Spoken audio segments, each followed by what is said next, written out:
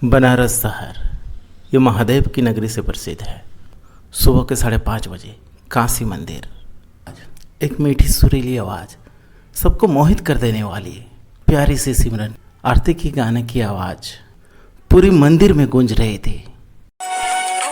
जय जगदीश हरे स्वामी, जय जगदीश हरे।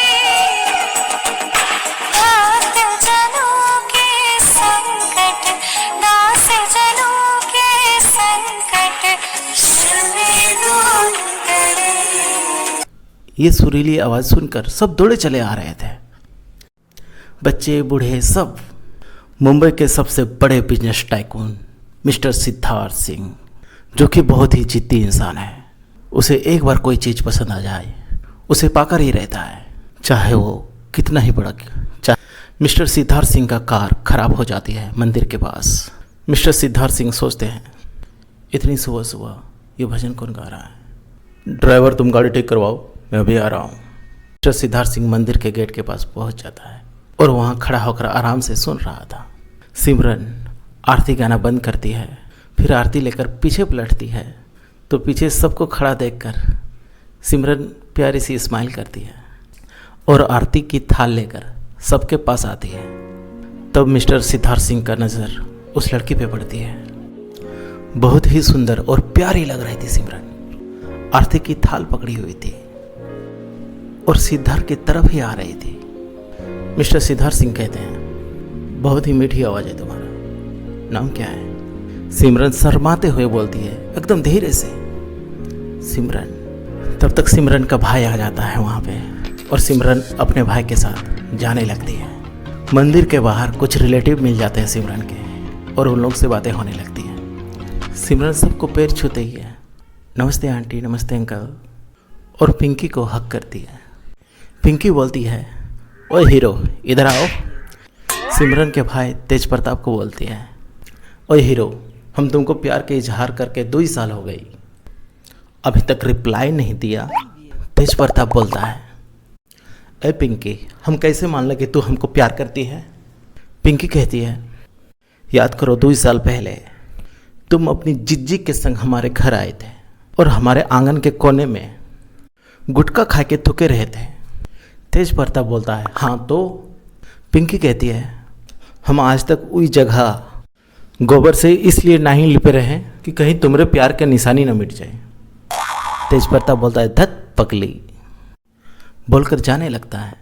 सिमरन कहती है, bye aunty, bye uncle, bye Pinky.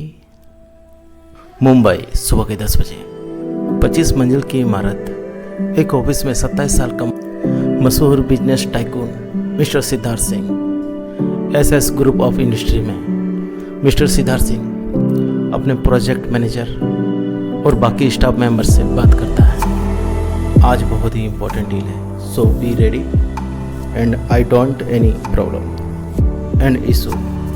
वो अपने स्टाफ को इंट्रोडक्शन दे रहा था, तभी मैनेजर ने सिद्धार्थ से कहा, सर क्लाइंट आ गए हैं, मैंने उन्हें मीटिंग रूम में बिठा दिया है, वो आपके वेट कर रहे हैं, उन्हें बोलो मैं 2 मिनट में आ रहा हूँ। मीटिंग रूम में मीटिंग हो रही थी, लेकिन सिद्धार्थ का बार बार वो लड़की की तस्वीर सामने आ रही थी। वो सुरीली सी आवाज़, क्यूट सा स्माइल बार बार उसके नज़रों के सामने आ जाता है। सिद्धार्थ परेशान होकर मीटिंग ओवर बोलकर निकल जाता है ऑफिस से। ड्राइवर गाड़ी निकालो। फिर सिद्धार्थ बाई कार बनारस पहुँच जाता है सिमरन के घर और उनके पापा से अपने और सिमरन की शादी की बात करते हैं। सिमरन के पापा भी ये रिश्ते से खुश हो जाते हैं। मिस्टर सिद्धार्थ सिंह जो इतने बड़े बिजनेस टाइकून थे, भला कौन नहीं चाहेगा कि मेरी बेटी की एक अच्छे घर में शादी हो। सिमरन और सिद्धार्थ दोनों शादी कर लेते हैं बनारस में और फिर वापस दोनों मुंबई आ जाते हैं। सिद्धार्थ पूछता है सिमरन से, तुम खुश तो हो ना? सिमरन बोलती है डरते हुए, हाँ खुश हूँ, लेकिन मुझे कभी डांटोगे तो नहीं ना? सिद्धार्थ बोलता है हंसते हुए, नहीं डांटेंगे तुम्हें। ओके। सिद्धार्थ भी अपना बिहेवियर चेंज कर लेता है सिमरन के प्यार के लिए। दोनों की नई नई शादी हुई थी। इसी कारण से दोनों एक दूसरे को अच्छी तरह से समय देते थे। उसके बाद दोनों एक दूसरे के काम में हाथ बटाते थे। पति पत्नी में दोनों में खूब ज़्यादा प्यार होने लगा था। अब उसकी पत्नी भी सिद्धार्थ को समझ गया था और उसे किसी भी प्रकार का कोई काम या किसी प्रकार की कोई सामान ज़रूरत पड़ने से पहले ही उसकी पत्नी उसे उसके सामने हाजिर कर देते थे। लेकिन सिमरन सिद्धार्थ के मोबाइल में बहुत सारी लड़कियों के साथ गंदे पिक्स देख ली थी। तब से बहुत शक करने लगी थी। सिमरन कहती है, प्रॉमिस करो कि आज के बाद कोई लड़की के साथ गलत काम नहीं करोगे। सिद्धार्थ बोलता है, प्रॉमिस नहीं करूँगा। अब तू ही मेरी दुनिया हो, तू ही मेरी ज़िंदगी हो। देखते देखते 1 साल कैसे गुजर गया पता भी नहीं चला। अब सिमरन माँ बनने वाली थी, यानी प्रेग्नेंट थी। ऊपर वाले ने सब कुछ पूरा कर दिया था सिमरन को। बड़ा घर, दुनिया का सबसे अच्छा हस्बैंड और ढेर सारा पैसा, बिना मांगे सब कुछ मिल गया था। सिद्धार्थ घर में बैठकर अपने लैपटॉप से कुछ प्रोजेक्ट तैयार कर रहा था। तब सिमरन बोलती है, मुझे शॉपिंग करना है, चलो ना प्लीज़। मुझे शॉपिंग भी करनी है और अपने बेबी के लिए ढेर सारे खिलौने भी लेना है। सिद्धार्थ मना करते हुए, आज नहीं सिमरन, फिर कभी चलते हैं, आज बहुत काम है मुझे। नहीं तो एक काम करो, ड्राइवर को लेकर जाओ तुम, ओके, और ठीक से जाना। और आप यहाँ पे अकेले रहोगे, कुछ गड़बड़ तो नहीं करोगे? सिद्धार्थ कहता है, अपने हस्बैंड पे भरोसा नहीं है? नहीं है, है।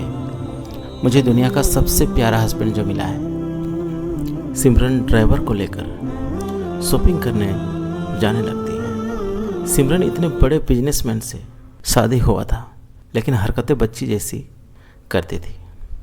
एज भी कुछ खास नहीं हो रही, सिर्फ 19 साल की थी। सिमरन शॉपिंग करके शाम को घर पहुंची तो चुपचाप बेडरूम का दरवाज़ा खोला तो देखा कमल में 2 की बजाय 4 टांगें नजर आ रही थी। सिमरन गुस्से से लाल हो गई थी। बोलती है, पापा बनने वाले हैं और ये गंदी हरकतें छोड़ेगा नहीं। उसने आव देखा ना ताव, एक क्रिकेट का बैट लाया था अपने होने वाले बेटे के लिए। उसी से जोर जोर से मारना शुरू कर दिया। जब मार मार के थक गई तो पानी पीने किचन में गई और देखा कि उसका हस्बैंड बाहर बालकोनी में बैठकर मैगजीन पढ़ रहे हैं। सिद्धार्थ बोला, तुम्हारे मम्मी पापा आए हैं बनारस से और मैंने उसको बेडरूम में सुला दिया, जाकर मिल लो। शक का बीमारी बहुत खतरनाक होता है। एक दिन सिद्धार्थ अपनी पत्नी से कहता है, तुम जाकर तैयार हो जाओ, हम लोग कहीं घूमने जाने वाले हैं। हम लोगों की शादी की इतने दिन हो गया है और बहुत सारे काम होने के कारण हमें टाइम भी नहीं मिला। हम लोग घूमने के लिए कहीं चलते हैं। इतना सुनकर उसकी पत्नी सिमरन कहती है, आपने तो बिल्कुल अच्छा कहा है जी, बहुत दिनों से हम लोग कहीं नहीं घूमने के लिए गए हैं। अच्छा हुआ आज आपने बोल दिया, वैसे भी अब हम लोगों को मन भी नहीं लग रहा था। चलो कहीं घूम कर आते हैं। खुशी पैसे पर नहीं, परिस्थितियों पर निर्भर करती है। एक बच्चा गुब्बारा खरीद कर खुश था तो दूसरा बच्चा उसे बेचकर खुश था और तीसरा बच्चा उसे फोड़कर खुश था। दोनों एक कार में बैठकर घूमने के लिए निकल पड़ते हैं। रास्ते में जब हाईवे पर गाड़ी जाती है तो उसे एक बड़ी गाड़ी में टक्कर होने के कारण दोनों दुर्घटनाग्रस्त हो जाते हैं। सिद्धार्थ को जब होश आता है तो वो हॉस्पिटल में था। जैसे ही होश में आता है वो अपनी पत्नी को ढूंढने लगता है। तभी अपनी पत्नी को ढूंढते ढूंढते दूसरे कमरे में चला जाता है। उसके सर अथवा पैर में बहुत ज़्यादा चोट आई है।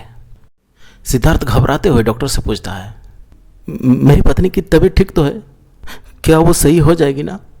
तभी डॉक्टर कहता है, तुम्हारी पत्नी की पैर की नसों में ज़्यादा खून निकलने के कारण पैर को काटना पड़ा, वो अब नहीं चल सकती है।